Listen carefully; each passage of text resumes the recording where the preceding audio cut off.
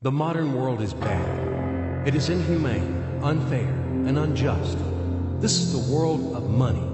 It is not for the people. It is for those who produce money, for bankers and financiers. And ordinary people just serve them as attendants. They sweep their palaces. What lies behind the social welfare? Labor. But why does the banker live in 100 and 1,000 times better than worker, than peasant? Why does wildcatter live better? All of them. Do they work harder? It's nonsense. It's ridiculous to say. They do not even produce anything. No material values. But why? Don't you know? Moreover, perhaps you wonder with all sincerity now, reading all of this. Well, banker and worker, simple hard worker like me or my neighbor Johnny? It cannot be compared. Banker is a bank. Money, relations, and contacts. But who are we together with Johnny? Nobody. Naturally, the banker lives better than we do. But there is nothing natural here. The point is that everyone got used to this state of affairs, and they took it for granted. As a matter of course, a banker has to live better, and it cannot be otherwise. But it may be otherwise. So why? Why does a banker work less, but live better than worker or miner? However, intuitively, you got the answer by yourselves. Because the banker is a bank. Money. Exactly, money. This is the whole point, the cornerstone. About them, about the money, we should talk more in details. So, what is money? Have you ever thought about it? The calculation tool, the measure of labor? As we are told from childhood, almost from the cradle, we have to work, work, and work. The money won't fall down from the sky. They should be honestly and hardly earned, etc., etc., etc. Sounds familiar, doesn't it? Familiar and nauseating. Say it, by the way, to Abramovich, who honestly and hardly earned all his billions. Just for fun's sake, how to earn money honestly. You will laugh to death. Yes, we have to work, but what should we expect in the end? A small pension and half-starved old age? Poverty. You have spent all your life working on some oligarch. You have been taken away all your power, energy, and health. You've been squeezed like a lemon. And after that, you've just been thrown into the dustbin as the fulfilled material. Is this necessary? But this is the reality, horrific reality of modern society. This is what we should all expect in the end, almost certain. Everything ends up this way for the vast majority of people in today's world, as it ended up for their mothers, fathers, grandmothers, and grandfathers, as it will end up in the present state of affairs for their children and grandchildren, great-grandchildren, then in turn for their children and grandchildren, and so on. The way of the world. Why? All of this is wrong, unfair. It must not exist. Why do some people have to have everything, but others have nothing? Why do some people walk in golden slippers, but the others barely make ends meet? They don't know how to feed their children, although all of them work honestly. Why does it happen? After all, we are the people, the brothers. We are equal, aren't we? Then why? Because there is a lie around us. A huge, continuous, monstrous lie. Do not believe anything that is broadcasted daily on TV by satiated and well-groomed masters of life. And people are not looking. And the money is not even a measure of labor. All of this is an insolent and shameless lie. Lie, lie, lie, and lie once again. It is the news which is hung on your ears. Why did they do this? Just to make it easier to manage people. So you are oligarch now, or even an ordinary worthless deputy. Are you equal with others? In what? You live in a different way, eat in a different way, and rest in a different way. In one day, he spends more than you spend in a year. His wife doesn't even get out of Kosovo. And yours? He is treated in the best Swiss clinics. And what about you? his children and yours. Have you compared? Well, where is your equality? Perhaps you are equal in rights, aren't you? Oh, I forgot about the rights. As it is written in our Constitution, isn't it? By the way, there are a lot of things written on the fence, too. Nice and intelligent things. Read in your spare time. You will be inspired by these things. And what kind of equal rights do we have with the oligarch or the banker? I'm just curious. Right to work? Well, we have such a right in our country. Nobody argues. Work hard for the benefit of... You work hard at the factory, and he, soon quickly, as they say, to each his own. The right to elect and to be elected. Well, you can elect, of course. You're welcome. Just vote. No matter how people vote, most important, how these votes are counted. And what about to be elected?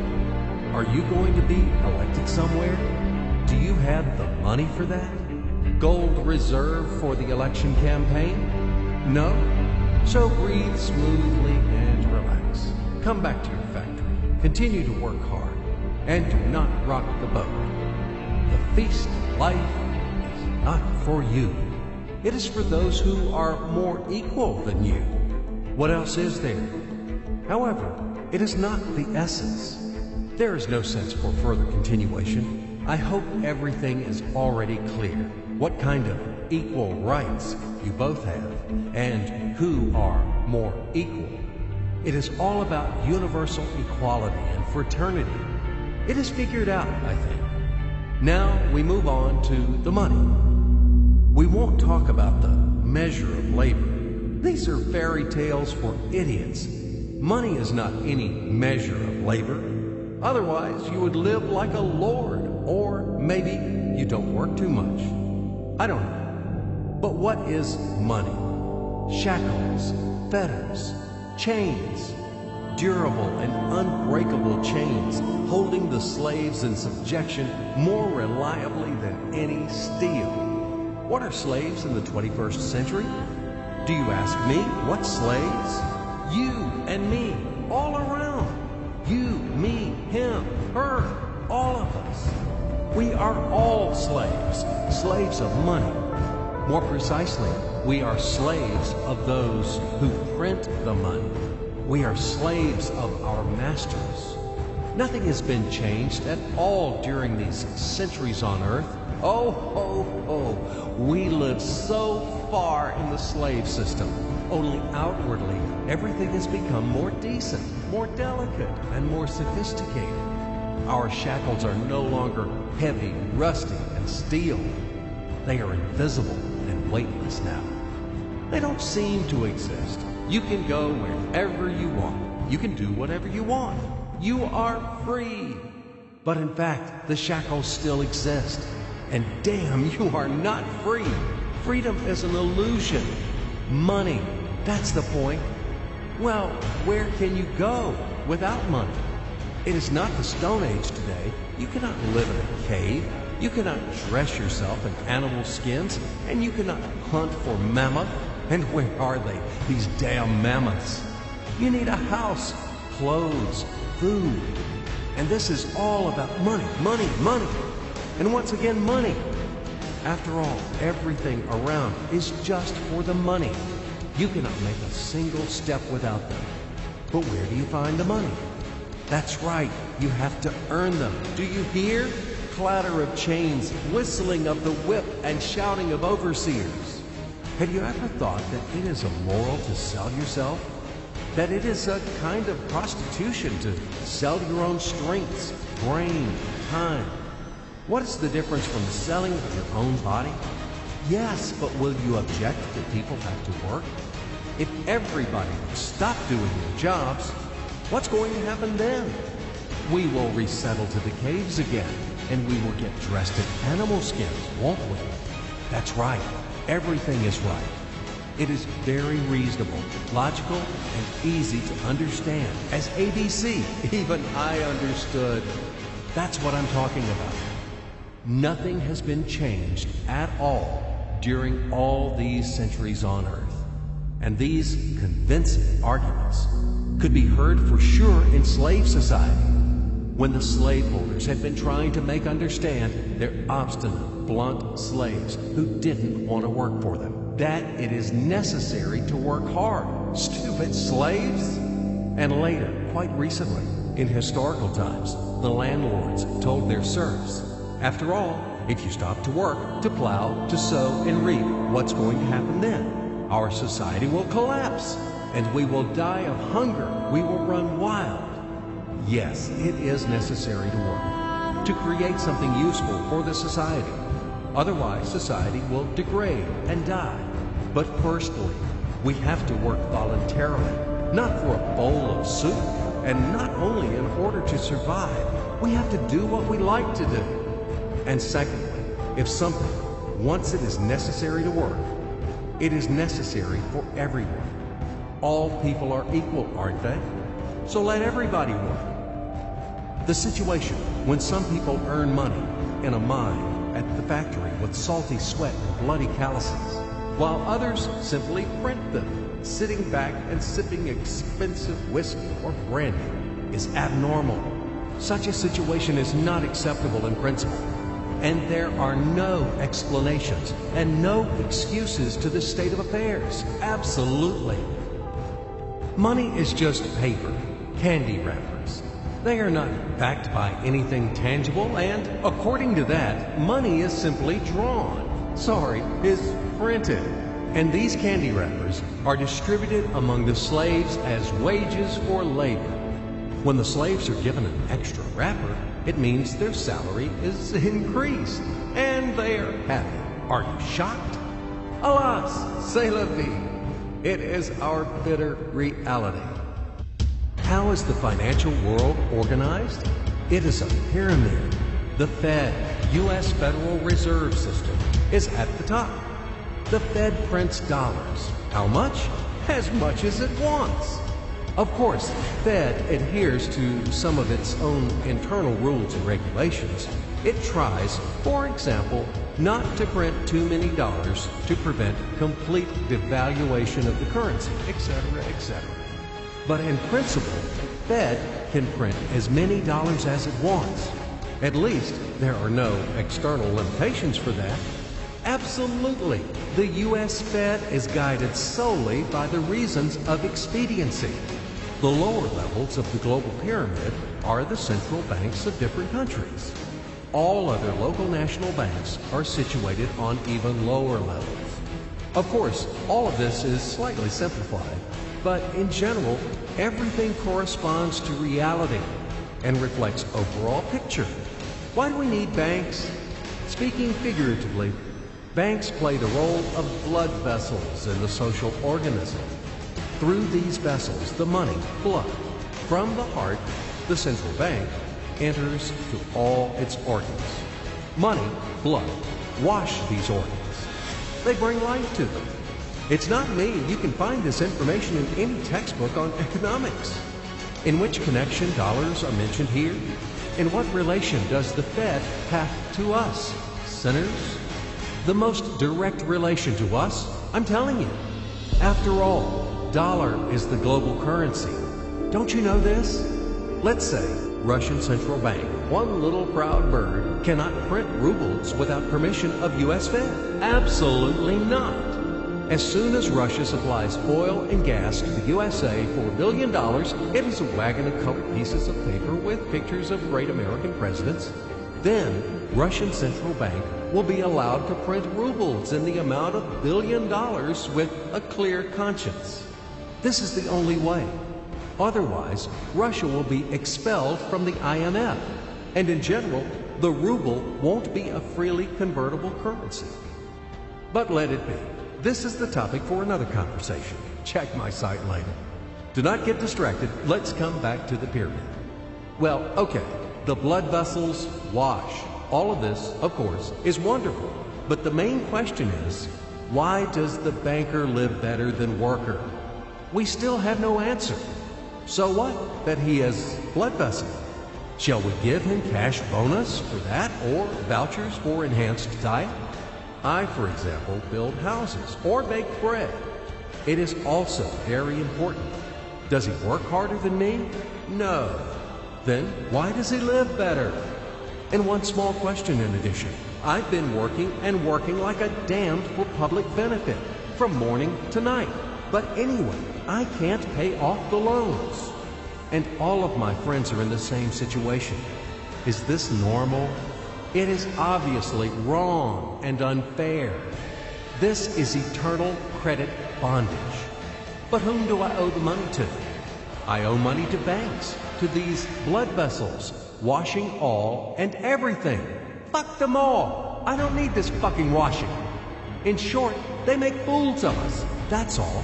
As usual, bankers take advantage of the fact that we, simple hard workers, don't have time to figure out all these tricky schemes. We have to feed our families. That's why they take advantage of this situation and ride on our backs, bastards. So don't tell me about blood vessels. We know these vessels. Just give me the gun and Easy, stay calm. And let's figure this out together, okay? Calmly and slowly. But I warn you that I have to strain your brains. It's not easy to unravel in a couple of minutes those things which have been tangled during the centuries by the best sophisticated minds of mankind. But we will try.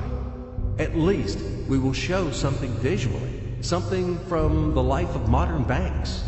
We will demonstrate everything on the live example, so to speak. You'll enjoy. So imagine the following quite unusual situation, and watch my hands. Let it be a Nick and Jane, and let it be a Mr. Smith, a banker of Nick and Jane. They both keep their money in his bank. That's why we use the title Mr. Smith, with respect. Nick really wants to buy, well, let's say Jane's bicycle, but he has no money. More precisely, he has money, but not enough, only $10, while Jane wants $100 for her precious bicycle. That's a problem.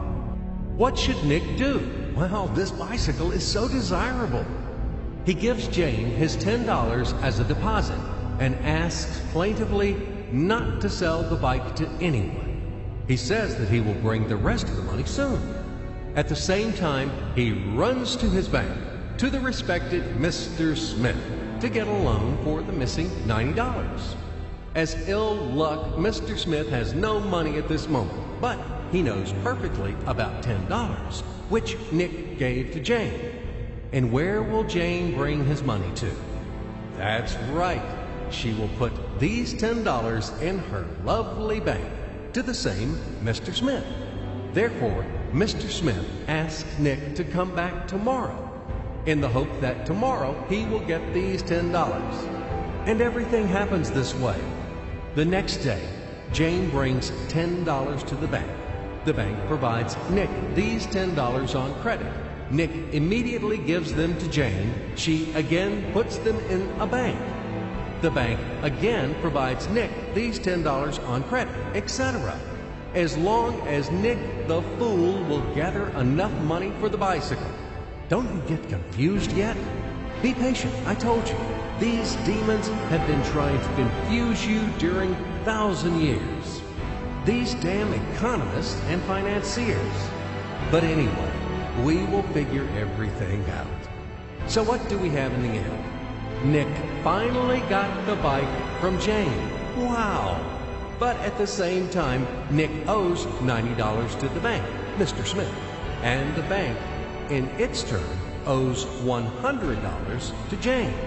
In other words, those $10, which existed initially, have magically turned into $200, $190 of debts plus real $10. But these $10 would also turn into $1,000, even in $1 million or $1 billion, if Nick would make a more expensive purchase. In this case, our $10 would make the increasing number of its cycles, circuits from hands to hands. That's it. So, what happens in today's world? SOS! It appears that banks also make money out of thin air and multiply them. Not only Fed can produce money, but banks either. In short, everybody can do this, except you and me. We are not in the business at this celebration of life. I would like to print or draw some money as well.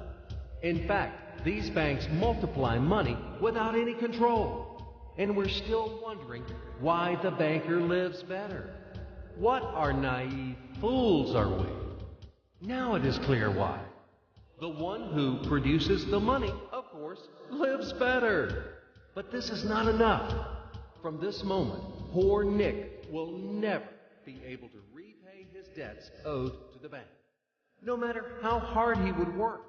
Silly Nick doesn't know it yet, that he's in slavery to the bank, in credit bondage forever, because those $90 which he owes to Mr. Smith do not exist in nature at all. Sly Mr. Smith made his money out of nothing. He created them out of thin air, just one click. And $10 turned into $200. Yes, but you can object reasonably that the bank itself owes $100 to Jane, and it turns out that bank is in credit bondage to Jane, and it won't be able to repay its debts owed to Jane either. So where's the bank's profit? What's the trick? Ha! You ask what the trick is. The trick is in the fact that bank has a lot of such Janes, thousands and millions, and they will never come for their money all at once. If one Jane comes, the bank will return her the money of 10 other depositors. That's it. It means that the bank's debt is dangerous and not burdensome. In fact, bank's debt is virtual. It exists only on the paper or in the computer program. It will never be repaid in reality, only in case a panic hit happens, when frightened depositors suddenly will come for their money all at once. Or maybe, do you know any other reason why banks go bankrupt from time to time? Here's why. Because there are not enough money for all depositors. There is 90% of thin air in the bank vaults. Just a lilac fog. Thus, bank is okay. It blooms and smells. We don't need to worry about it. But our Nick has serious problems now. He has to repay all the debts owed to the bank, completely, with interest and penalties. You know this. He will be forced to take a new credit in order to repay the old one. Then again, the new loan, and again, endlessly, until his death. There is no way out of this credit running knot. It does not exist in principle. That's it. Trap slam. Now Nick is perpetual debtor of bank. He is a slave. From now on, he will work for bank until he dies. But he still won't repay his debts. After his death, his children and grandchildren will work for this bank. They all are future slaves of the bank. More precisely, they are slaves of this monstrous and cannibalistic global financial system, which spawned this ruthless and inhumane mechanism which must be destroyed finally. Financial apocalypse. It can break our financial chains and can save all of us. It can finally release us from centuries of slavery. All the old will be burned completely in purifying flame of apocalypse, and the new will be established. The Federal Reserve will be burned, and the wind of change will dispel the ashes of this damned insatiable octopus spider enmeshed the whole world with its sticky financial nets. Banks in their current form will be razed to the ground. They do not wash anything. Do not believe this bullshit. They bring death to all living things. They suck our blood. Banks are parasites on the healthy body of the society. Mites inflated from our blood. They are voracious and insatiable leeches, clung tightly to us. What do they actually do useful? Do they give loans at their extortionate interest?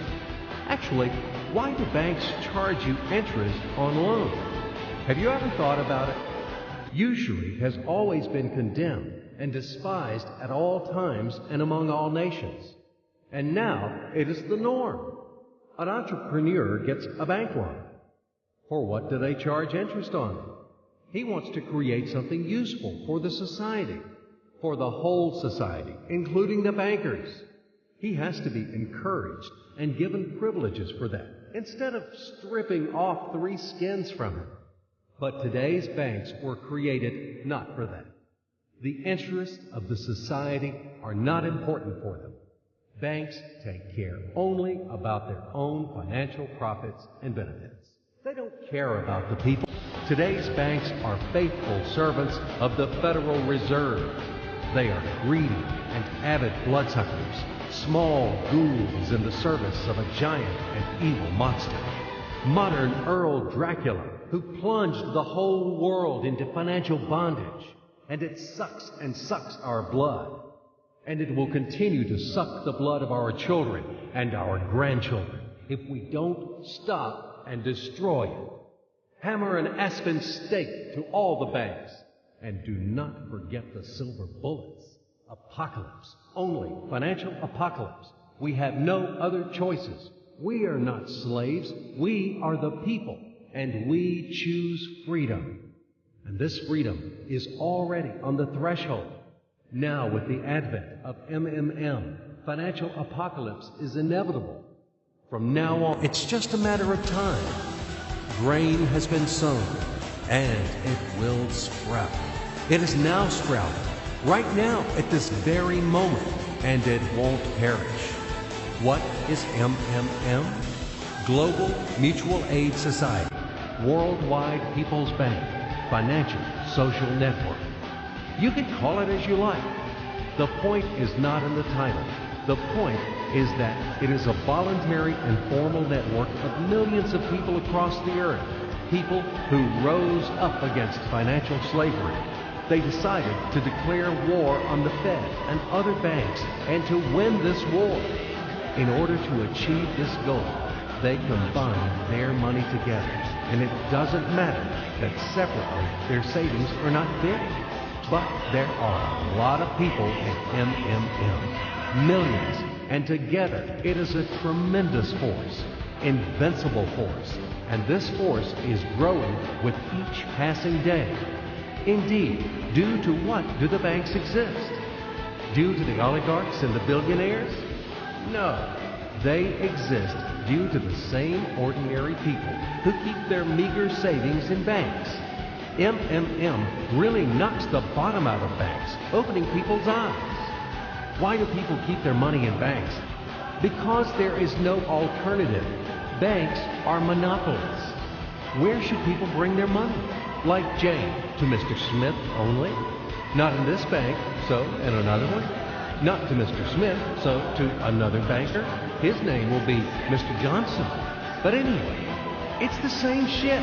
All of them are tarred with the same brush. All of them are native kids of kind and solicitous mother spider named Fed. They are little spiders. And now we have finally an alternative. MMM. It's yours. People help each other here. Today you have helped. Tomorrow you will be helped back. That's the principle of MMM. Do you want a fat banker to buy another limousine or another villa for your hard money? Do you want to become the next Nick or the next Jane? Do you want to be the next slave? It's better to join MMM and let your money help those who are in need right now. Low-income person, disabled person, pensioner, or mother of many children. Love thy neighbor. Help him.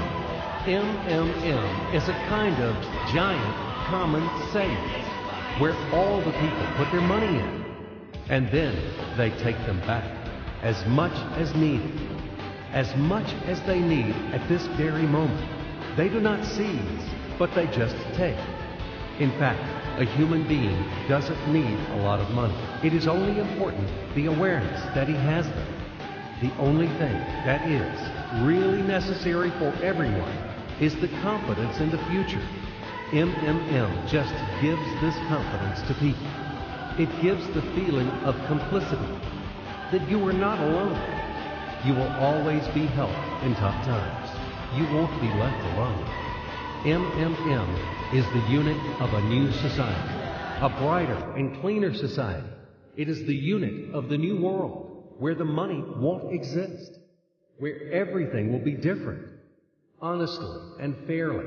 There will be no slaves and no masters, and everyone will work for pleasure and for the benefit of society. And the good will conquer the evil, finally.